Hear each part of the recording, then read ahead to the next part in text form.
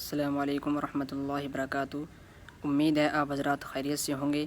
آج ہم آپ کے پاس لے کر آئے ہیں قاری حنیف صاحب کا بیان۔ چھاچے مارتے ہوئے رحمتوں والے سمندر سے بھی محروم وہ رہے گا جو شرک کرتا ہے۔ دوسرا، اس کو تو آپ لوگ اور میں گناہ ہی نہیں مانتے۔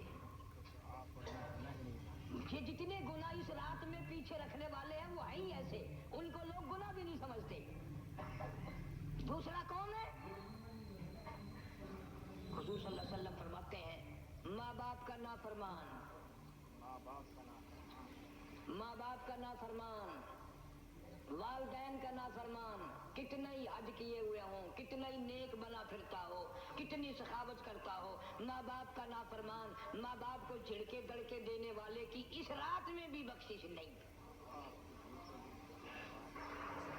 بتاؤ ہم کب گناہ سمجھتے ہیں ماں کی باپ کا جھڑکا دینے کے لیے؟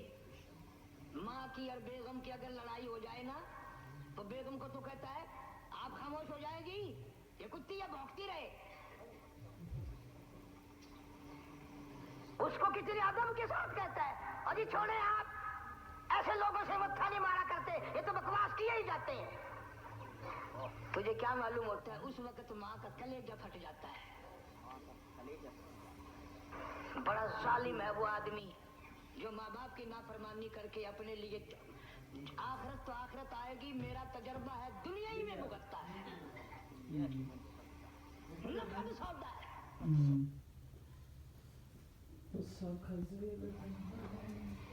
ہمارے اس ملک میں میرا ایک واقف آدمی بیمار تھا پچھلے دنوں، میں اسے پوچھنے چلا گیا، اچھی طرح جانتا ہوں، میں اسے جانتا ہوں، وہ مجھے جانتا ہے۔ بیٹے کا شکوہ کرنے لگ گیا، رونے لگ گیا، پوچھتا نہیں ہے، پرواہ نہیں کرتا میری، کبھی یہ بھی نہیں پوچھتا باپ کا کیا حال ہے۔ اب قاری حنیف میں بھی ایک بیماری ہے نا جس سے تم سارے لوگ ذرا اکڑے اکڑے رہتے ہو، وہ کیا کہ نقد کہہ دینی۔ میں نے اسی وقت کہہ دیا، میں نے کہا جناب یاد تو کریں تم نے ماں باپ کے ساتھ کیا سلوک کیا تھا،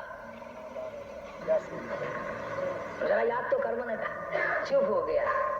میں کہا یہاں کئی مرتبہ ایسا ہوتا ہے اس ہاتھ لے اس ہاتھ دے، یہاں سودا دست بدستی ہے، کبھی کبھی نقد سودا ہوتا ہے۔ ادھر ماں باپ کا کلیجہ دکھا، ادھر زمین پہ ایڑیاں رگڑ رگڑ کے مرنا پڑے گا۔ بیگم کے لیے طرح طرح کے کپڑے، بیگم کے لیے طرح طرح کے کھانے پینے، اور ماں کے لیے کچھ نہیں۔ تیری ماں تیری بیگم کی چوڑی ہے، بھنگن ہے، اس کا بچا ہوا کھائے گی، اس کا اتارا ہوا پہنے گی، وہ بیگم ہے، یہ بھنگن ہے گھر کی۔ شرم کو ہاتھ مارو، خیرت کو ہاتھ مارو۔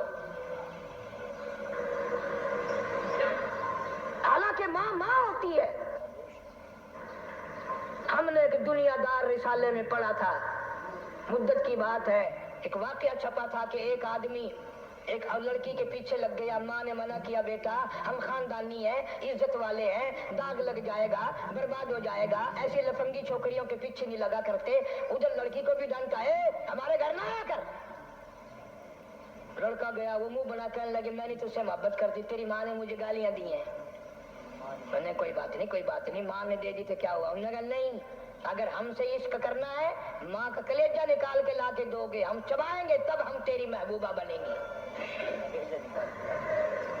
نشے میں تھا، غرق تھا، عشق کی مار میں آیا ہوا تھا۔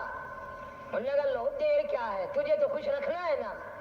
گھر گیا، خنجر ساتھ لے کے گیا، ماں سوئی ہوئی تھی، خنجر مار کر ماں کو ذبح کر دیا، کلیجہ نکال کر پلیٹ میں رکھ کر دوڑا ہے، محبوبہ کو کہوں گا لو خوش ہو جا لے آیا ہوں۔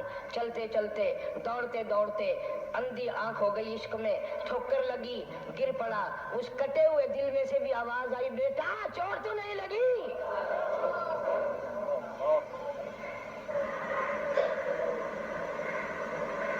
تمہیں کیا معلوم ہے کہ ماں کیا چیز ہوتی ہے؟ یہ ان سے پوچھو جن کی ماں نہیں ہے۔ کائنات یہ ہے، جہان یہ ہے، سب کچھ دولت ماں باپ ہے۔ تمہارے یہاں فالتو ہوں گے، ہمارے یہاں تو نہیں ہے۔ تو فرمایا دوسرا بخشش سے رہنے والا ماں باپ کا نافرمان۔ وقت بھی ختم ہو رہا ہے، اس لیے تم کہو گے کہ پھر یہ 1.5 مہینے کے لیے انگلینڈ چلا گیا، وہ بھی میں چلو مختصر صحیح بتا ہی دوں۔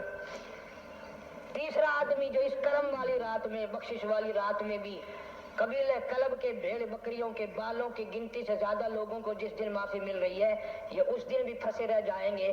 तीसरा आदमी है हसद करने वाला, बुग़्ज़ करने वाला, दिल में अदावत रखने वाला।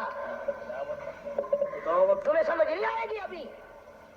वो यूं ही है कि किसी के यहाँ बेटा पैदा हुआ, तुम्हें इत्तला हुई, उन्होंने कहा हाँ जी उनके यहाँ तो रोजा नहीं पैदा होते हैं, आगे थोड़े हैं। ले, तेरे घरों की गया, तू राजी हो जा में तो ताकि है, नाराज हो गए तो ताकि है। फलाना आदमी अच्छा खाने पीने वाला बन गया, हाँ जी रब भी बस रजतों को रजाता है, खालियों को खाली करता है और भरतों को भरता है। और रब है ये तेरे दरवाजे का चौकीदार है, रब की जात पर इतराज करता है। और बल्कि उलमा ने लिखा कि हसद करने वाले आदमी को तौबा की तौफीक नहीं होती। वो गिल्ले बालड़ दी तरह बस सड़दा ही रहता है, सड़दा ही रहता है, सड़दा ही रहता है, तो उसकी भी निजात नहीं है। बाद उलमा किराम ने 10 आदमी लिखे। आम तौर पर तीनों हदीसों में इन 3 आदमियों का खास तौर से जिक्र है जिनका मैंने जिक्र कर दिया। शिरक करने वाला, माँ बाप का नाफरमान और दिल में अदावत बुग़्ज़ रखने वाला। फिर समझ लो, नहीं समझोगे ना दीन के बारे में बौले बड़े रहते हो। सामने आदमी आया,